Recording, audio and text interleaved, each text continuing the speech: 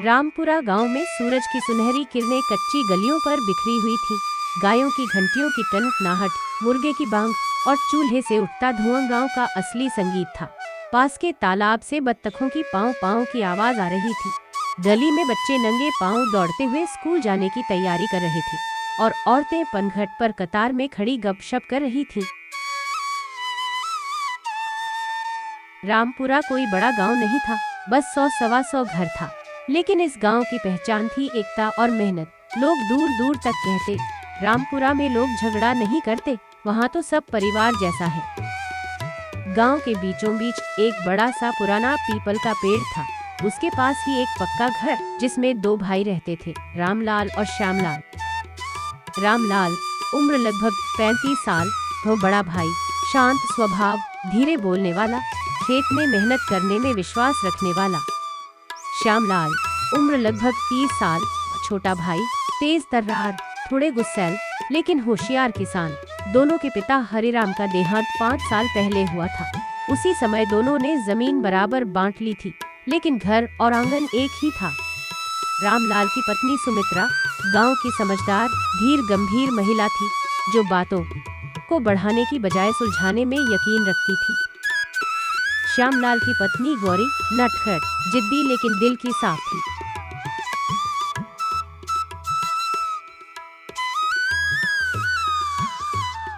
दोनों भाई सुबह साथ खेत जाते, दोपहर में साथ खाना खाते और शाम को चौपाल पर बैठकर हुक्का पीते थे। गांव वाले अक्सर कहते, राम श्याम का रिश्ता तो मिसाल है।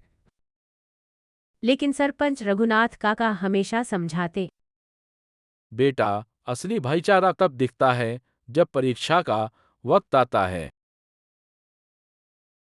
एक दिन गांव के चौकीदार मधुकर ने डुगडुगी बजाई। सुनो सुनो, महाराज विक्रम सिंह ने घोषणा की है, वे 30 दिन बाद रामपुरा आएंगे। सबसे सुंदर और उपजाऊ खेत देखने का इरादा है उनका। जिसका खेत उन्हें सबसे अच्छा लगेगा, उसे मिलेगा 5,000 रुपए का इनाम। गांव में हलचल मच गई। 5,000 रुपए उस समय बहुत बड़ी रकम थी। कोई नया बैल खरीद सकता था, कोई बीज तो कोई घर की मरम्मत। हर किसान खेत में जुट गया। रामलाल और श्यामलाल के खेत आमने सामने थे, लेकिन पानी का स्रोत एक ही था, घर के पास का पुराना कुआं। बरसात देर से हुई थी, इसलिए कुएं में पानी कम था। सुबह सुमित्रा और गौरी पानी भरने निकली। गौरी बोली, दीदी, आज पानी पहले शाम के खेत में जाएगा, हमारी बियाई बाकी है। अरे बहन, हमारी भी तो बियाई है, पानी बराबर बांटना चाहिए। बराबर बराबर से कुछ नहीं होगा, पहले जिसका काम जरूरी है उसे पानी मिलेगा। जरूरी सबका होता है, पहले से नियम है कि आधा आधा पानी मिलेगा। बात बढ़ गई और आंगन में खड़े कुछ पड़ोसी भी सुनने लगे। शाम को ये बात रामलाल और श्यामलाल तक पहुंची। श्याम, पानी बराबर बांट लेते हैं, नहीं तो बात बिगड़ जाएगी। भैया, इस बार अगर खेत में अच्छा पानी नहीं मिला तो फसल खराब हो जाएगी। इनाम हमें जीतना है। इनाम से ज्यादा जरूरी भाईचारा है। भाईचारा पेट नहीं भरता भैया। रामलाल ये सुनकर चुप हो गया, लेकिन अंदर से आहत हुआ। गांव में चर्चा फैल गई। अरे सुना तुम सबने, राम श्याम में अब झगड़ा शुरू हो गया है। दोनों कुएं के पानी को लेकर लड़ रहे हैं। सरपंच रघुनाथ काका ने सोचा, अगर इनका झगड़ा बढ़ा तो गांव की मिसाल टूट जाएगी। सरपंच रघुनाथ काका सबसे पहले बड़े भाई श्यामलाल के पास पहुंचे।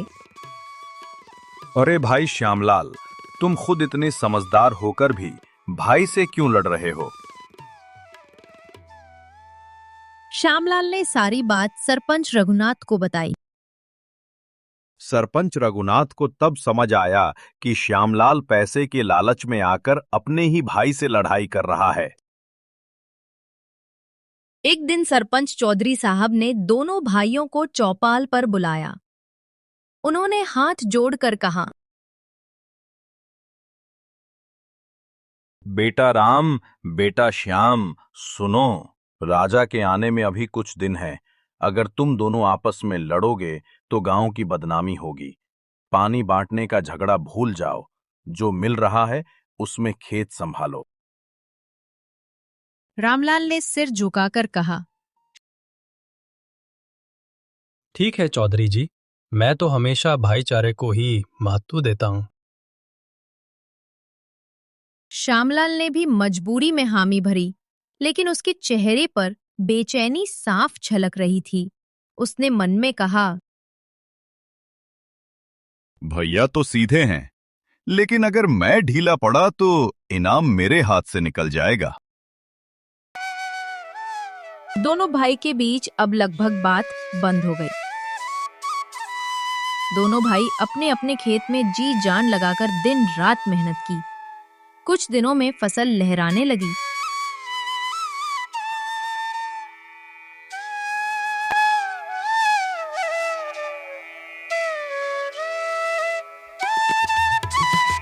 राजा के आने से 2 दिन पहले रात में तेज आंधी और बारिश हुई। श्याम के खेत की मेड़ टूट गई और पानी बहकर राम के खेत में चला गया।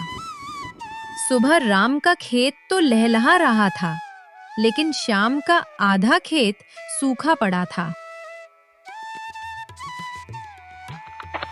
सुबह जब श्याम खेत के पास पहुंचा, श्याम ने देखा रामलाल का खेत हरियाली से भर गया है। गेहूं की कोपले झूम रही हैं, पंछी भी वहीं मंडरा रहे थे, लेकिन उसका अपना खेत आधा सूखा पड़ा था। फसल की पत्तियां मुरझा चुकी थीं। श्याम की आंखों में गुस्सा भर आया। वो तेजी से अपने भाई की तरफ बढ़ा और चिल्लाकर बोला, भैया, ये आपने क्या किया? आपने जानबूझकर मेरे खेत का पानी मोड़ा है। अरे पगले, तू देख तो सही, मेड़ तो तूफान में टूटी है। तूफान ने मेड़ तोड़ी या तुमने, ये तो भगवान जाने। रामलाल की आंखें भर आईं। उसने कहा, श्याम, मैं तेरे लिए अपनी जान भी दे सकता हूँ। तू कैसे सोच सकता है कि मैंने तेरे साथ धोखा किया? लेकिन श्याम अब सुनने की हालत में नहीं था। वो खेत से गुस्से में निकल गया।